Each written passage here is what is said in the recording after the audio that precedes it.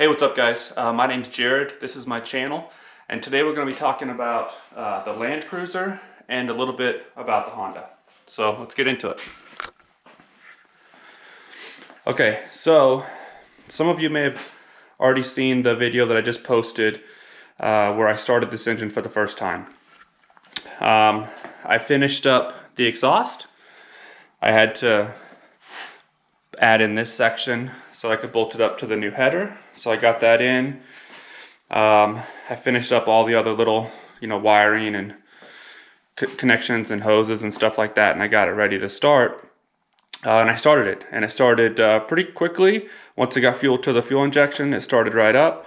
And then it died, and there were a few small issues. There was a vacuum leak. I didn't have this throttle body tight enough on here because I was just kind of mocking it up before, and I didn't go back through and tighten it down. So that was creating a vacuum leak. And then I had some pretty sketchy wiring going on over here. And so I addressed that, and then I replaced the battery because I ran the old one down, trying to get it to start. But so basically, I got it running, runs good. But one thing that you didn't notice in that video, because the way that I was standing, there was a little bit of smoke coming out of the tailpipe. And I wasn't too surprised by that. I mean, it could have been lots of things. It could have been something in the exhaust. It could have been oil that I put in the cylinders. My main concern was that it was probably blow-by. The rings aren't seated well enough, and that I was getting blow-by, and that was getting oil into the combustion chamber, and it was burning that up, and that was coming out of the exhaust, and that's why I was getting smoke. And so I was assuming that I was going to have an issue there. So I went ahead, I set the timing, I adjusted the valves. It runs great. I can start it now. It runs really good. But the problem was, so in that process, I also did a new compression test. So if you've watched the early videos on this project, when I first got it, I did a compression test. And some of them had zero compression because the valves were stuck in the head. So since then, I took the head off. I got those valves free. I cleaned them all up, reseated the valve seats, and just went forward with it from there. So anyways, I went to do another compression test, and that's when I discovered we have a real problem. So the compression test was decent. I've got the numbers here. Basically, all 150 PSI on every cylinder except for number 2 and number 6. Number 2 is at 110, number 6 is at 90. So those aren't great, but that could still be the valves, because I did just seat those myself, and it could be that I just didn't get them seated very well. So that's okay, but the real issue is that cylinder number 2, I took out all the spark plugs to do the compression test, and I put the tester in one cylinder at a time. So I get the compression tester in here, all the spark plugs are out, I crank it over, water shoots out of cylinder number 2. You can see it just soaked the wall of the shop. The coolant just shot out of there. By the way, quick note, I totally took this photo from I Hate Mud, the forum, and I just enlarged it and put it on the wall. So if you're the original creator of this, I hope you don't mind. If you do, obviously I'll take it down. But basically, all the images on my wall, I just find them online, enlarge them, print them out. I have a large format printer. I just print them out and staple them on the wall, just regular paper. Anyways, so the coolant shot out onto the wall from cylinder number 2. You can see here, we got coolant here. So that's a big problem. The compression test for that cylinder, again, that was 110. That one was a little bit lower than the others. They were 150. So that could be from whatever's allowing the coolant to get in. That could be the compression issue on that one. So the only real compression issue we have is back here on number 6. And like I said, that could definitely be a valve that I didn't get seated correctly. Because I didn't see anything in that cylinder around the piston area that would have led me to believe that it would be that much lower than all the others. So now I will be pulling the head back off, and I will try to figure out what's going on here.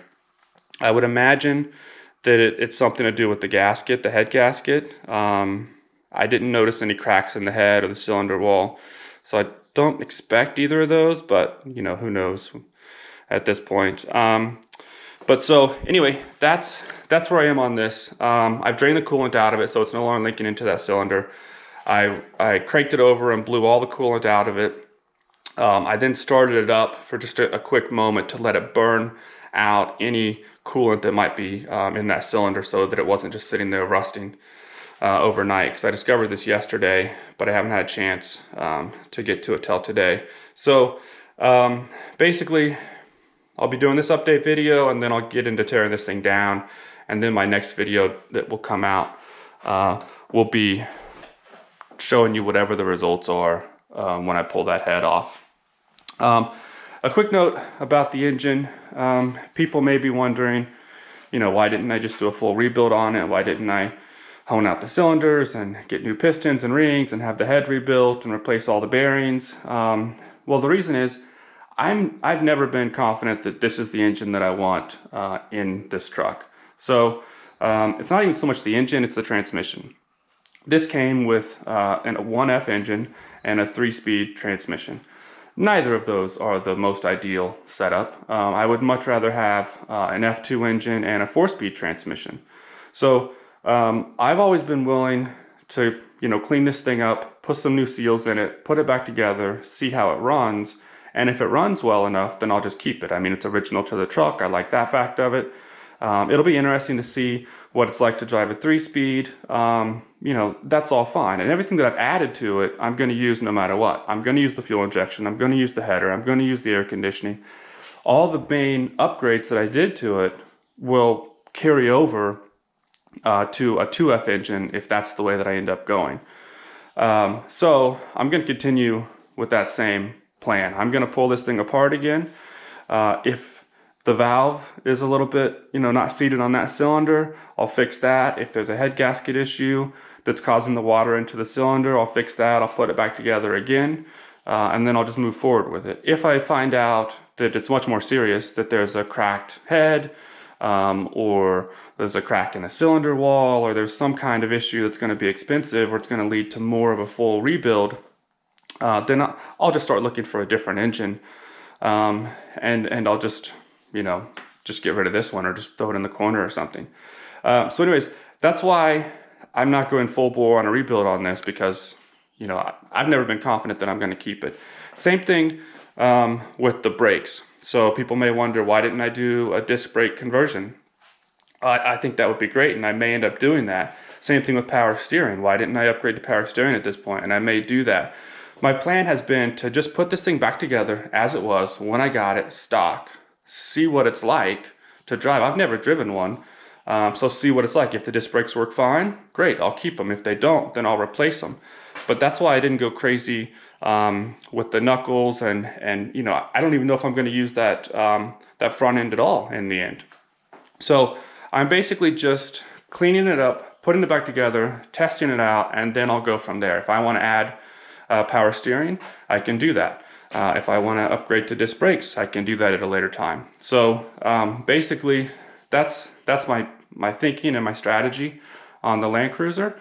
And you know, the video of it running just came out today, and I'm getting lots of congratulations, and you know, that's all great, and that's exactly the way that I felt 2 days ago when it started.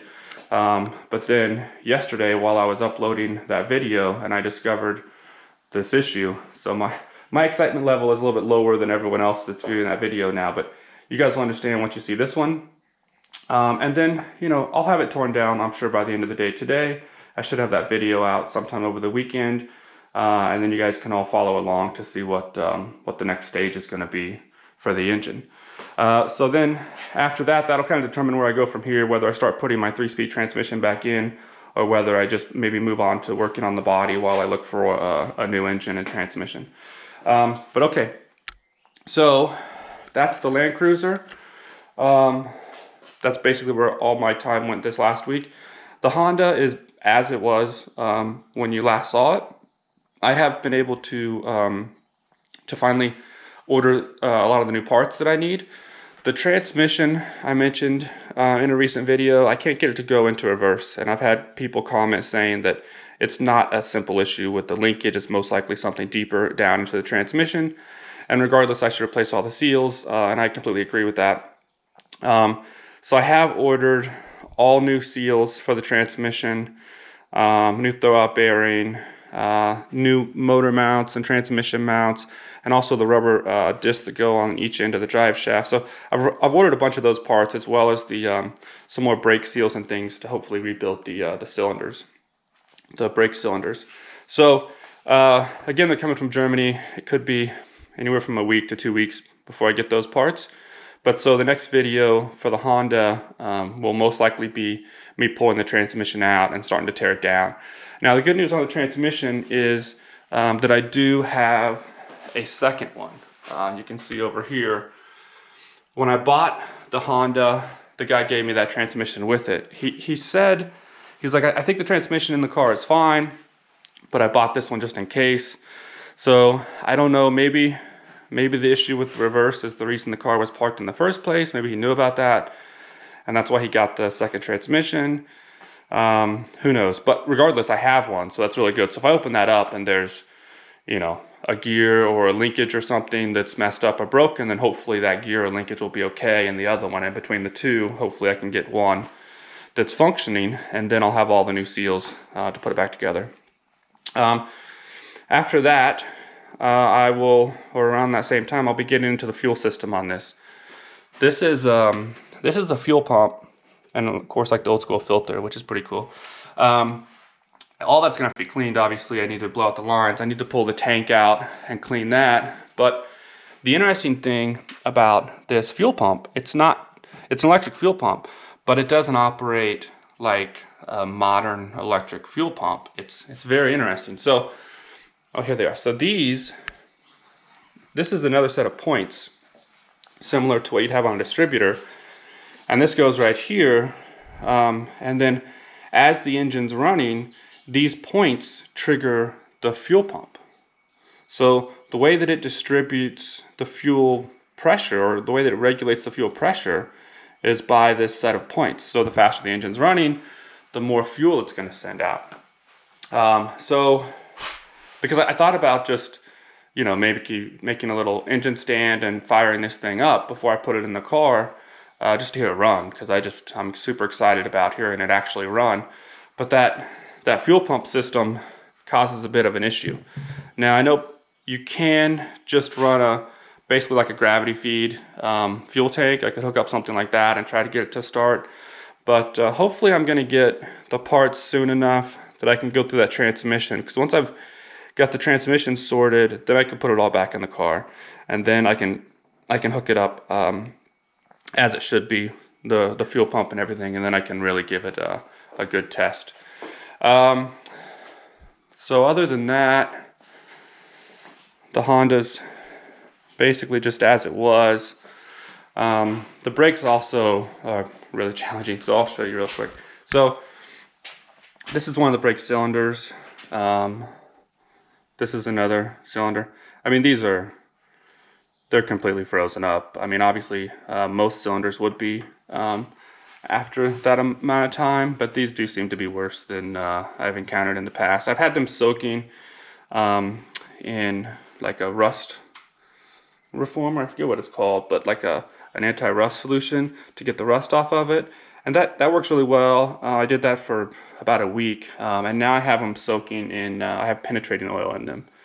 So we'll see how that goes. I'll let them soak for probably a few days, and then I'll try to get these pistons out of the cylinders and see how bad they are, and see if I can hone them, or maybe they need to be re-sleeved or something. But anyway, that's the brake cylinders. So that's the deal with the Honda. That's the deal with the Land Cruiser. I mean, you know, I'm making good progress on both projects. I'm feeling good about both of them. Even the Land Cruiser, I'm not that, you know, disappointed in finding the water leak. I think it's interesting. It's a new problem. I'm sure I'll figure it out. And then we can decide what to do as far as whether this is the engine I go with, or, you know, I go with something else. But I'm happy with the way it came out. It runs excellent. I mean, that fuel injection system It's a Howe fuel injection system, and like I've said before, I've used that. This is the third time I've used it, and every time I've installed it, it just starts right up. It runs perfect, it idles perfect. I believe you get better gas mileage and things like that as well. I haven't driven them and paid attention enough to notice, but it's just a great system. It's so simple to install. Everything is labeled, and the instructions are pretty clear. I mean, it's a great system. Anyways, by the way, they're not sponsoring this video. I paid full price for the kit. You know, I'm not affiliated with them at all. I just like the kit. Anyway, that's it for me for this week, guys. So thanks for watching, and I'll see you next time. Okay, bye.